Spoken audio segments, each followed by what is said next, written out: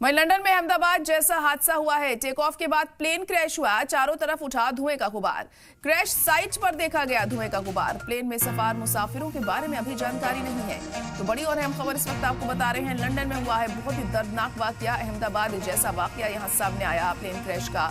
Take off के बाद ये प्लेन क्रैश हो गया है। चारों तरफ धुएं का गुबार उठता हुआ दिखाई दे रहा है इस प्लेन में, और क्रैश साइट पर ये धुएं का गुबार देखा गया है। तस्वीरें आप देख सकते हैं, कितना खतरनाक हादसा हुआ है। ये यहाँ पर प्लेन क्रैश हुआ है। प्लेन में सवार मुसाफिरों के बारे में अब तक कोई जानकारी नहीं मिल सकी है। ये तस्वीरें देखकर आप अंदाजा लगा सकते हैं कितना भयानक ये हादसा हुआ है। यहाँ पर अहमदाबाद जैसा हादसा लंदन में भी देखने को मिला है, जहाँ पर टेक ऑफ के बाद प्लेन क्रैश हो गया। वजह क्या रही इस घटना के पीछे, ये फिलहाल अभी साफ नहीं हो सका है। मामले की तफ्तीश की जा रही है।